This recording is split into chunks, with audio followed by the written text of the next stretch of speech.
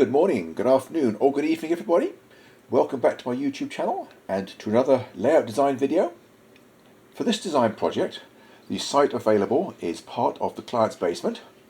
The main area for the railroad room is approximately 16 feet square, although there is an understair closet along the south wall, and this grey rectangle represents utilities. I think it's a furnace and a water heater side by side. There is a support post near the middle of the space, which was in an unfortunate position. This other room to the left is the client's workshop. The stairs come down along the south, and there's an opening into the workshop, and we go through there into the train room. The rest of the basement to the south is the client's garage. Now, the client works in HO scale, and she has a collection of brass steam locomotives, including several 484s. She likes running passenger trains. She has a few sets as long as 8 cars long. So this bar in the middle of the plan represents the approximate length of a 484, 2 50-foot reefers on the head end, and 8 full-length heavyweight passenger cars. Now, for running full-length passenger cars behind a 484 steam locomotive, I really would like to have allowed for 3-foot minimum radius curves. That is shown by the 2 larger circles, and it was immediately obvious that that was not going to fit. The 2 smaller circles represent 30-inch radius, which is about the minimum that full-length passenger cars will run reliably on. And even so, it's clear that there is not going to be enough straight track, even with the smaller radius, to make this desired train length look good. Now, I talked with the client about using some of her workshop area. We decided that the facilities in there could be rearranged, and some of them could possibly be under the railroad. We also talked about the possibility of annexing a corner of the garage as well. Although we scrubbed that idea, it was going to be more remodeling than the client really wanted to do. So here is the modified arrangement with the 30-inch curves in the 2 corners, and the railroad now extending into the north end of the workshop. And this makes a huge difference. Instead of having virtually no straight along the top, we now have a good length area where we can get a worthwhile railroad in. Now, in addition to running passenger trains, the client wanted a significant engine terminal to display off all her brass locomotives. She also wanted a coal mine, a logging branch, and a few assorted miscellaneous industries to be switched by mixed freights. Now, because of the rather limited confines of the railroad, we decided against trying to squeeze in a large mainline yard on the upper level. Instead, we opted for a much smaller yard, which forms a junction with the coal branch and logging line. So here is what I drew. It's not the first one I drew. There were a couple of others which just didn't work in the space, but this is the first one that I actually presented to the client because it looked promising. Note that most of it has not yet been hooked up with proper turnouts. We've just got tracks intersecting at appropriate angles. And the idea is to provide just enough yard to provide an interchange point for the branch line. There is the opportunity for a river just beside this lower helix, with the opportunity for some bridges, which were high on the client's want list. The main line is going to come up from staging, pass through this junction town, and then return straight to staging. There is, however, a fairly long mine branch, leaving the main line along the east wall, running around the loop, all the way around the entire length of the railroad to a mine in the upper corner. And then there's a switchback partway up the mine branch, leading to a logging camp. Now, at the moment, the curve radius is 30 inches on the main, 24 on the mine branch, and 18 on the logging branch. Although we did eventually manage to get those out just a little bit, we ended up with 26 inches on the mine branch and 22 on the logging branch. One of the client's shays was a little bit iffy on 18-inch radius curves, but 22 inches gives it plenty of space. You may also notice the modifications to the room. In addition to the wider opening from the workshop, we've also moved the door to the understairs closet from the end to the side. This area had to be kept open anyway to allow clear space all the way around the furnace. So by also using that area for the door to the understairs closet, we are now able to make better use of this corner of the room. The client did mention that she seldom goes into this closet anyway. Now the client liked most of what I drew. She did ask if there was room for a small town around the junction area. She has several small town main street structures that she wanted to include. So here is what I drew. I've moved the mine further around the end of the workshop to make room for a town area between the two switching zones. Yes, I know we're now grabbing more of the workshop area, so at this point I felt it prudent to make sure that the remaining space was still sufficient for the client's needs. The workbench is currently just a work table that the client is using, and this is the size of it. I think she said it was 24 by 60 inches, something like that. So we wanted to make sure there was plenty of room to walk between the corner of that workbench and the corner of the railroad. And then the spray booth and the client's 3D printer can both go underneath the mine. Since that's going to be at about the highest elevation of the railroad, there'll be plenty of headroom below it. I've switched the passenger area end for end to put the station nearer the grade crossing. And the intention is for the mine branch to cross over on a trestle that runs between the Main Street buildings. Normally I would hesitate to include an arrangement like that, but I know there are prototypes for it. In the town I used to live in, Marquette, Michigan, on the coast of Lake Superior, there was, until about 20 years ago, a train trestle running between the Main Street buildings, serving one of the ore docks. The ore dock had been abandoned some time ago, but for many years after that the trestle remained. Unfortunately, I was never able to get a photograph of it because they dismantled it a few years before I moved there, leaving just the masonry piers. But it did provide a very interesting area. There was about a 12 to 15 foot wide gap between the structures on both sides of the road. Then the client was a little bit concerned about the town area being too close to the mine. She didn't want to risk it tying the two areas together when they're supposed to be widely separated. So I tried moving that to the other end of the room. Here is the next version. Now this corner was always earmarked for the short line engine service facilities and a sawmill log pond, but I wanted to see if there was enough space to get everything we needed in this corner and still have the Main Street scene. Now I don't really like this arrangement. The grade crossing now runs over 3 tracks in an area where we're going to be switching, so it's going to be a major obstruction to road traffic. And also the sawmill and log pond are a little bit on the small side. So eventually we ended up moving it back. At this point I should probably also mention there wasn't really room to cram in a 2-track passenger station for allowing mainline trains to cross here, but the station spur is long enough for a local to get out of the way of a through train, either by heading or backing into it, allowing it to connect with a long distance passenger train.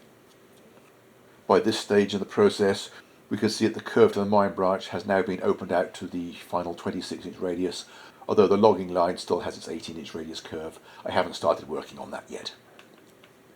Anyway, on to the next version. Here the town scene has been moved back to its original location. The client asked me to narrow the road slightly. She pointed out that roads in her chosen region tended to be narrow anyway, so I squeezed that down, saved a bit of space.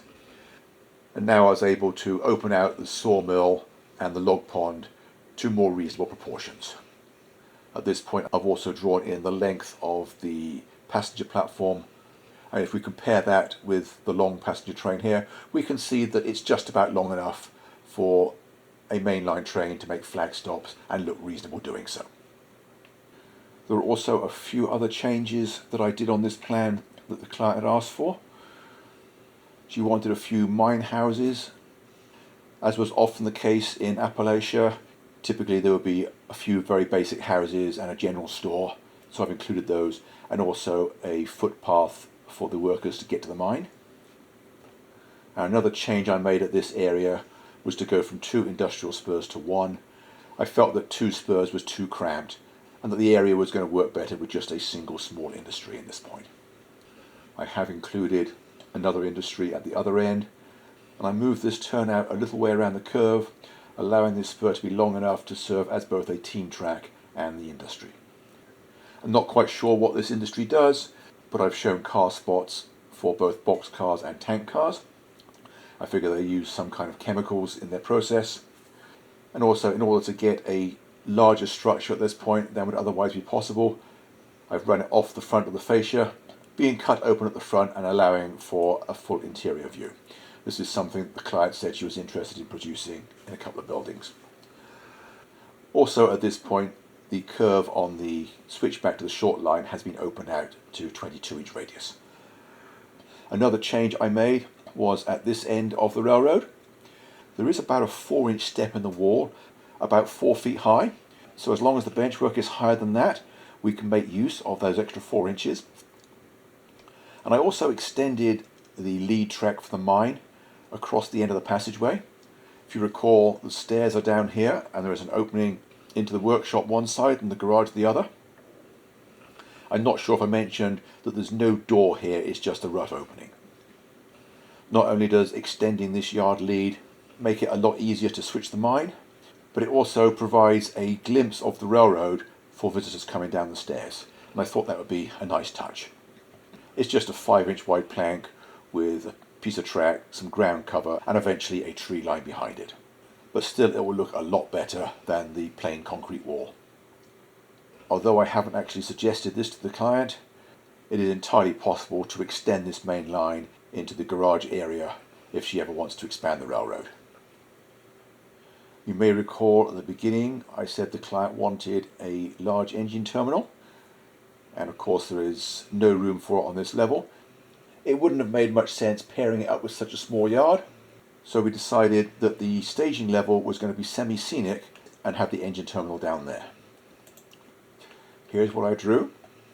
The client does have one locomotive that won't fit on a 110-foot turntable, so we first looked at the possibility of including the 130, and although that fits, neither of us are happy with the way the Walther's 10-degree roundhouse stalls are so close to the turntable pit on a 130-footer. They're only about 2.5 inches back, which looks absurd. So we figured we would need a much narrower stall spacing, and the client would then have to scratch build or at least kit bash the roundhouse further back. Now, because the main line has made a full lap of the helix at this point, there'll be enough clearance to get locomotive spurs in underneath it. So although the roundhouse is cut off at the backdrop, all the stalls can still be full length. Now, the client wasn't keen on this idea because she wanted to include a full interior to the roundhouse. So we decided to go with a 110-foot turntable and accept the fact that one of the client's locomotives can't be turned. Here is the modified engine terminal with a 110-foot turntable, a standard Walther's roundhouse, and the entire roundhouse now being in front of the backdrop. Here is the original arrangement shown for comparison. As I mentioned earlier, the client wanted a full interior in the roundhouse, so to make that easier, I've extended it off the front of the benchwork with the first stall cut open. I also included a few extra tracks, implying that there are additional garden tracks, even though obviously they are just cosmetic. And the front track can extend through the roundhouse, either into a back shop area or to serve a power plant. And this helps provide a little bit more interest in front of the helix, which is going to be very visible as the first part of the railroad that visitors see. The thin lines show a few alternative arrangements. By moving the first turnout of the staging yard further to the left, we can lengthen the back 3 tracks by a couple of feet. Here is an option of switching the order of the turnouts in the engine terminal to get a longer coal delivery track. And at this end I've cut in a curved turnout to provide some stub-ended auxiliary staging tracks. They will have to be on a slight downgrade to pass under the helix, and then we can use this corner of the room to make them a worthwhile length. In the main storage, one of the tracks is a little bit on the short side, but it will fit a local passenger train or something like that, and all her other passenger trains will probably live in the stub-ended staging tracks, allowing all the longer through tracks to be used for freight trains, which tend to be longer than passenger trains on the prototype. Now, the client really liked this additional staging. She wrote back that she was actually going to ask me if there was any way we could use this space, but I already beat her to it. Here is the next progression. I decided against lengthening the coal delivery track, although we have got the additional length of the main storage tracks here. I've added a road overpass to provide a good scenic break to disguise where the tracks disappear through the backdrop. And I've also extended 6 of these 8 tracks by an extra 3.5 feet into the understairs closet. And there's one additional short spur at the back. I've started including additional short spurs in staging yards to park track cleaning trains while keeping them out of the way of the longer trains so that they don't waste a full length track. So at this point we really have maximised the staging capacity of the lower level. There was one more addition. The client thought she had far too many town buildings for the main street scene on the upper level.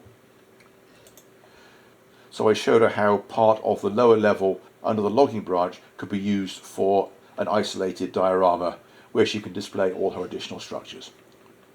We're not going to detail this area.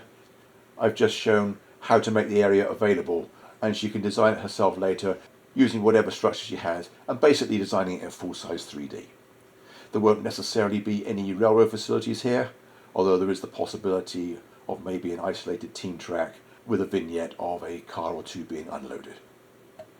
I also put another highway overpass across the corner, spreading the tracks to allow for bridge piers between them, and shown just a hint of a city area along the backdrop. It would of course be possible to tie these two scenes together by having a road on this diorama that lines up with this one. Now, as is always the case with multi-level designs, elevations are significant. So next I worked out all the elevations. With the client being somewhat shorter than most of my customers, both the decks are somewhat lower than I would normally set them. I set the main switching area on the upper level at 50 inches, which is about as high as is going to be comfortable for my client. And I worked everything else out from there. The grades have to start before they get into the helix, so by the time we leave the visible portion, we're already down an inch at both ends, down to 49 inches. The mine branch has to climb high enough to get over the top of the helix, and then the logging line has to climb again high enough to get over the top of the mine branch. So all the other elevations in this end of the room are pretty much forced. Everything allows for a ruling 2% grade. I did have the coal branch climb up 1 more inch above what is needed. I felt that 6 inches of clearance at this point would give a lot better look than just 5 inches. And indeed there's no reason why it can't climb another inch or 2 if the client decides she wants it to. But I don't think it's necessary. We're already 6 inches clear at this point and 7 inches at the tunnel. On the lower level, 5 laps of helix puts the staging yard at 30-inch elevation, thus giving a 20-inch deck-to-deck separation, allowing for 4 inches of benchwork on the upper level and 16 inches of airspace, which is what I aim for. The intention is to make sure there is plenty of room to get one's upper torso between the decks, making access to the rear of the lower level so much easier. And at 30 inches, this of course is about normal desk height, so it's perfect for operation while seated on an office chair. I've just noticed there is one critical error on this view. This 30 down here is wrong. I did mention earlier that the stub-ended auxiliary staging needs to drop down slightly to pass under the helix, so at this point it needs to be about 28.5 inches, not 30 as I've drawn. I'm glad I noticed this. I'm just going to contact the client and make sure she knows about that adjustment before it's too late. Here is one final look at the upper level with all the scenic suggestions filled in. When it came to filling in the scenery details, I was very conscious of the discussion that I had with the client some iterations ago about this area, wanting to make sure that there was plenty of visual separation between the town area and the mine, because of course they're supposed to be miles apart. I showed about 5 feet worth of dense tree cover, which is pretty normal for Appalachia anyway. There are gazillions of trees everywhere. I also added another scene in the foreground. Trains always look great running alongside water, so rivers beside the main line make perfect opportunities for viewing and photographing trains.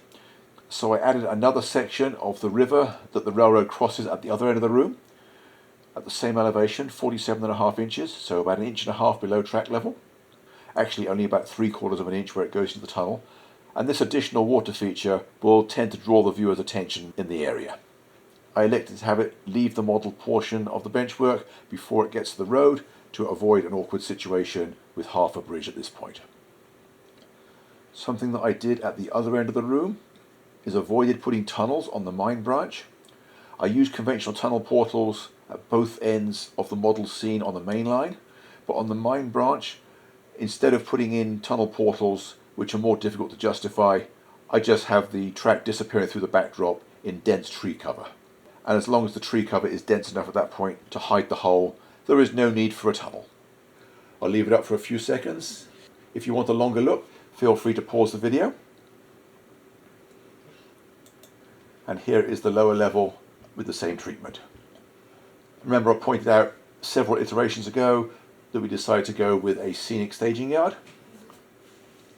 Anyway, that is about all there is to say about this layout design. I'm just going to switch back to the upper level one more time. Here it is, and I'm going to sign off here. I hope you enjoyed the presentation. Hope you found it useful or interesting, or both, and I hope to see you back next week. In the meantime, thanks for watching, and bye for now.